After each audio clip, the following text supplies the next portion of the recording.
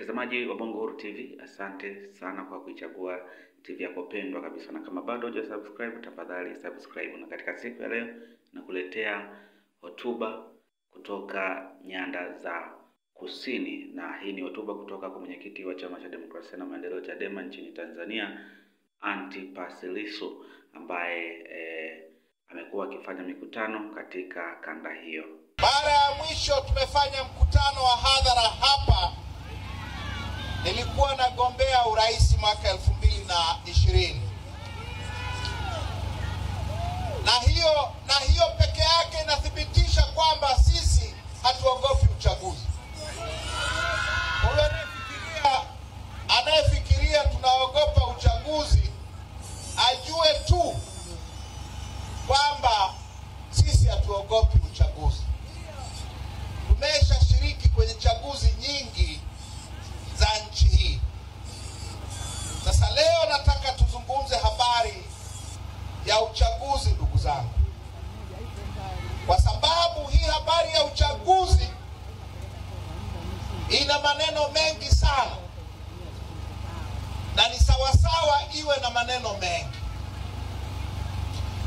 Ni sawasawa habari ya uchaguzi iwe na maneno mengi,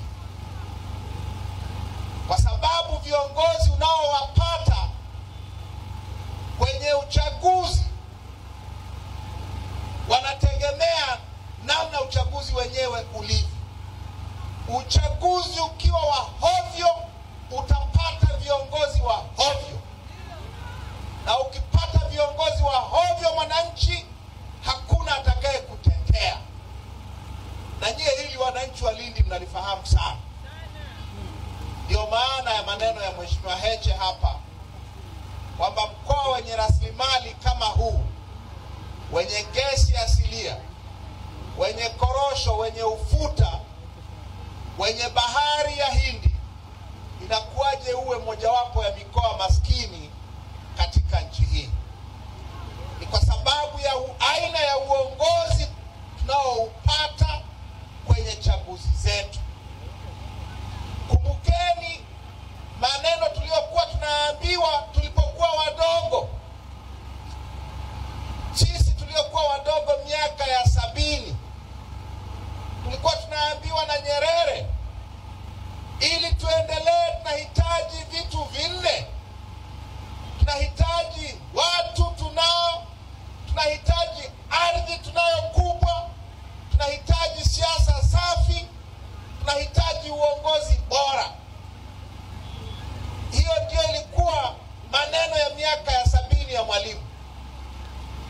Hatujai kuwa na shida ya watu, hatujai kuwa na shida ya ardhi na rasilimali. Miaka yote tumekuwa na shida ya siasa safi na shida kubwa ya uongozi bora. Na hiyo inatokana na aina ya chaguzi zetu. Wanataka tuzungumze habari ya bila mabadiliko hakuna uchaguzi. Nitazungumza kwa kutumia mifano ya Lindi ya kwenu, kwa sababu nikitumia mifano ya Dar es Salaam mnaweza mkanihoji kwa nini utumie ya Dar es Salaam, inatuhusu sisi nini? Nitatumia ya Lindi. Ndugu zangu, hapa tulipo, nyie wananchi wa Lindi, hapa mlipo, hii Lindi ina mitaa 117. Katika hiyo mitaa 117 ya mji wa Lindi, chama cha ACT kina mwenyekiti mmoja tu wa mtaa. 116 ni wa CCM. Kwa katika wenye viti wa mitaa 117, wa kwenu ni mmoja tu.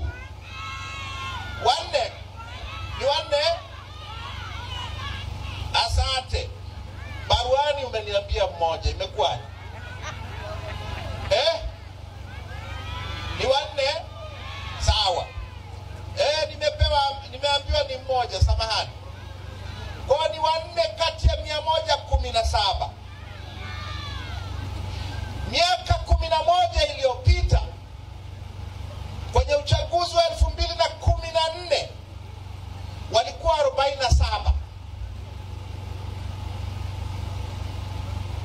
Walikuwa 47. Miaka 11 iliyopita mlikuwa na wenye viti wengi zaidi wa mitaa. Leo mnao 4 tu. Na hao 4 imekuwaje? Ni kwa sababu ya engua, kwa sababu ya engua ya mwaka jana. Hapa tulipo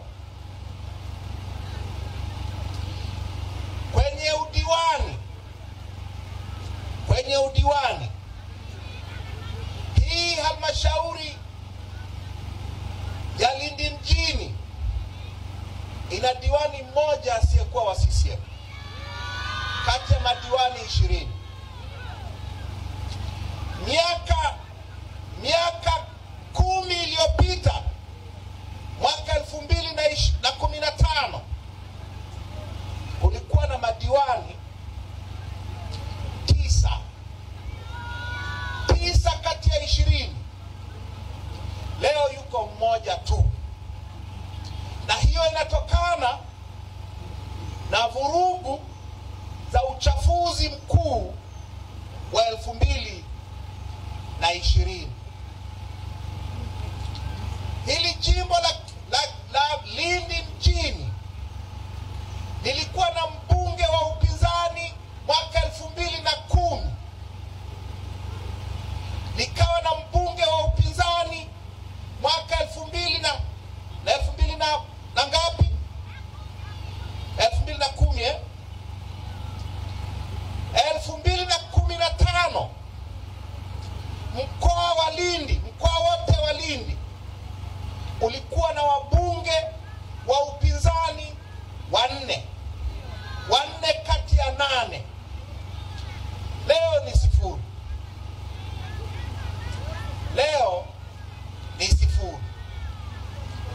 Na ni 0 kwa sababu ya vurugu za 2020.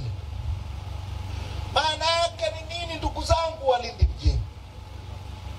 Maana yake ni kwamba kwenye mitaa yenu yote isipokuwa 1 au 4, kwenye mitaa yenu yote hamna mtu wa kuwasemea isipokuwa wale 4. Wakiongeza ushuru wa maandazi mnayouza, hakuna wa kukemea kwa sababu wenye viti karibu wote ni wa kwao. Wakiongeza ushuru kwenye biashara zenu zingine, hakuna wa kuwakemea kwa sababu baraza la madiwani lote isipokuwa 1 ni la CCM. Wakiongeza kodi na tozo na wapi bungeni, hakuna wa kukemea, hakuna wa kuzuia, kwa sababu bunge lote karibu ni bunge la CCM. Kwa hiyo hatuna watetezi, hatuna mtu wa kututetea kwenye bunge, hatuna mtu wa kututetea kwenye halmashauri, kwenye baraza la madiwani, hakuna mtu wa kututetea kwenye mitaa. Hakuna. Tuko peke yetu. Na kama tuko peke yetu na Mungu wetu, maana yake ni kwamba tunaonewa kweli kweli.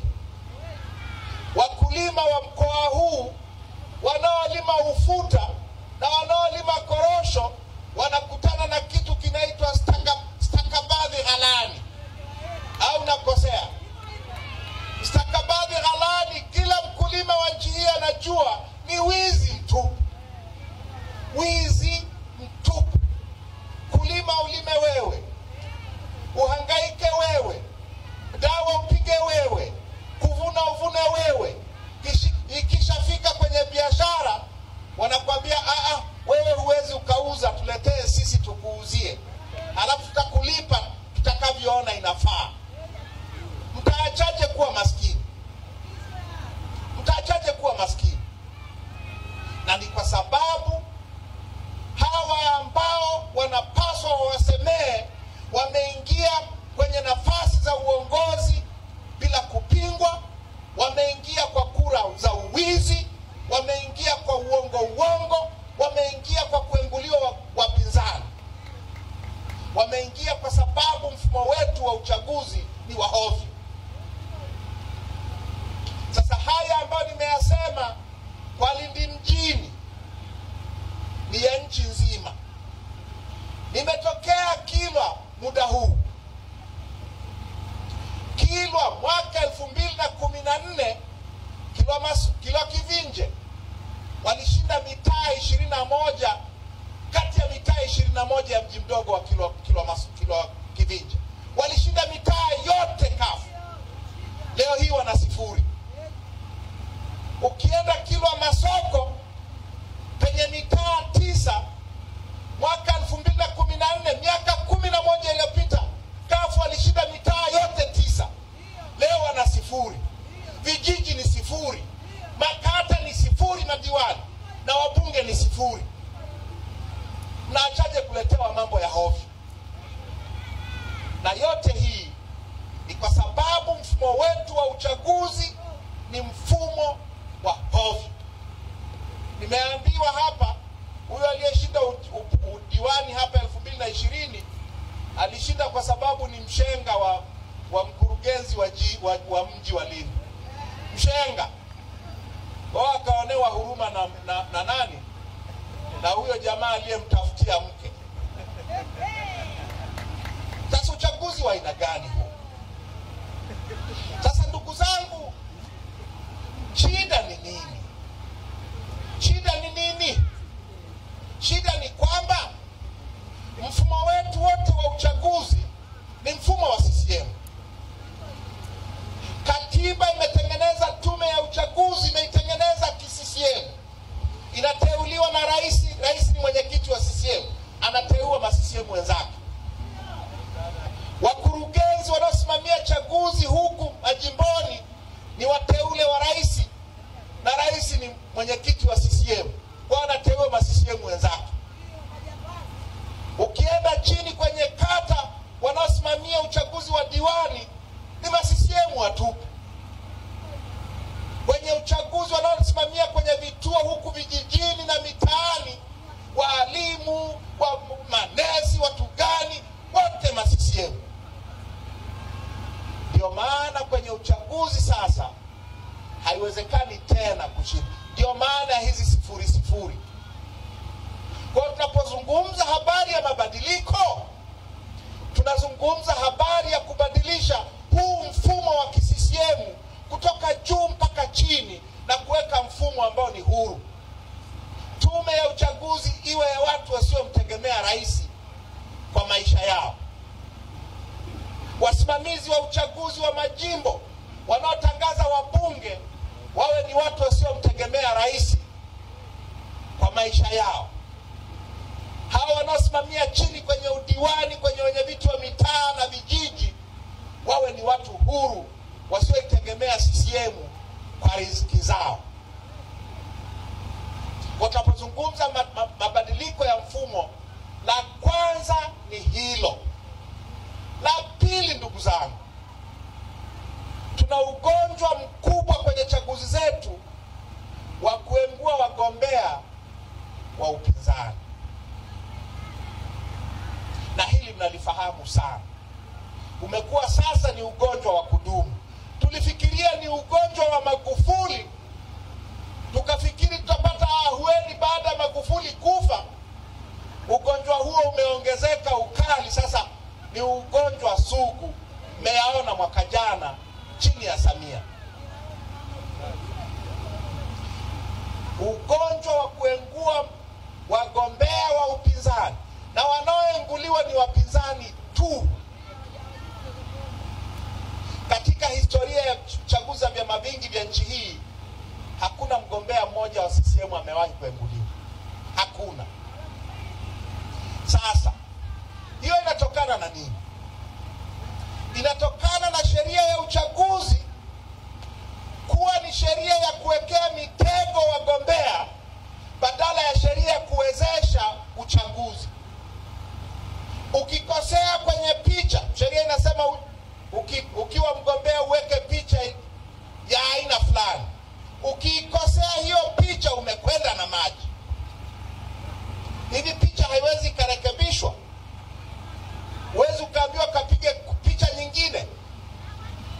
Ukikosea jina umekwenda na maji. Hivi huwezi ukakosea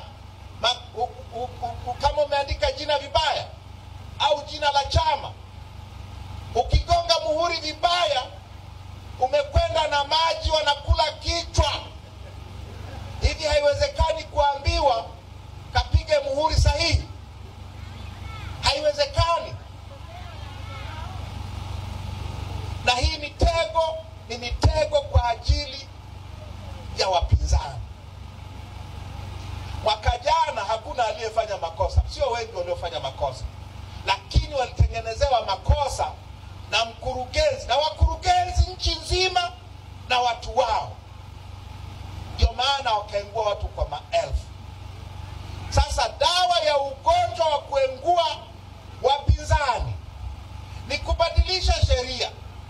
Sheria iseme mgombea hataenguliwa kwa sababu yoyote ile, isipokuwa tu kama hana sifa za kikatiba, kama hana sifa zilizowekwa kwenye katiba ya nchi.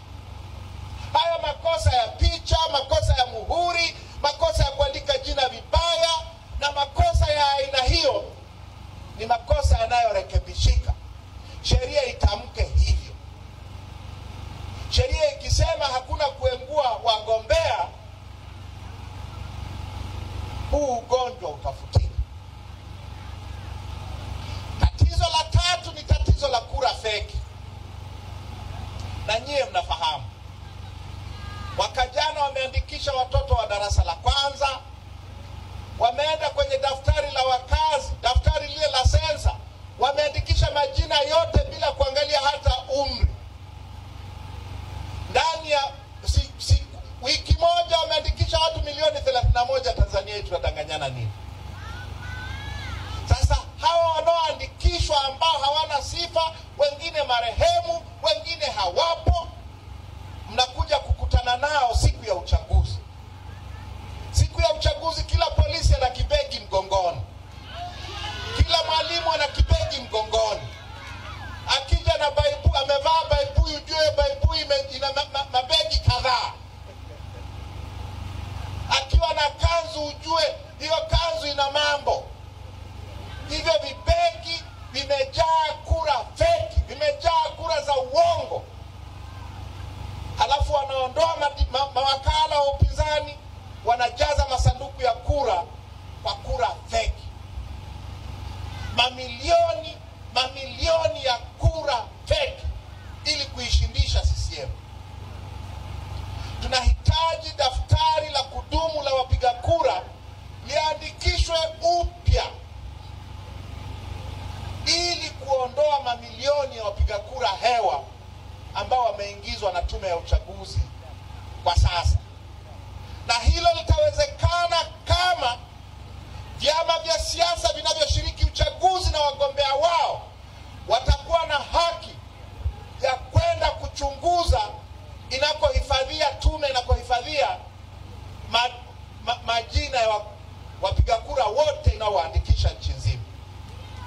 Maana yake tume inatuwekea majina ukutani, inaacha kuweka mamilioni ya wapiga kura hewa ambayo imewatunza kwenye seva za makompyuta yao.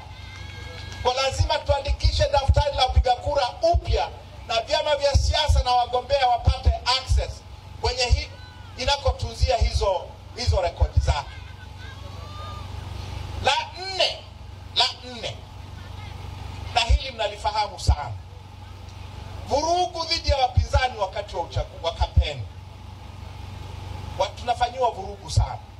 Tunafanyiwa vurugu na wasimamizi wa uchaguzi, tunafanyiwa vurugu na mapolisi, tunafanyiwa vurugu na ma-DC, tunafanyiwa vurugu na maafisa tarafa na wakuu wa mikoa, tunafanyiwa vurugu na watu wa usalama wa taifa. Ni vurugu dhidi ya wapinzani. Tunataka hizo vurugu zikome. Wakati wa kampeni wapinzani wapate haki sawa ya kufanya kampeni kama wagombea wa CCM. La tano, swala la mawakala na matatizo yote yanayohusiana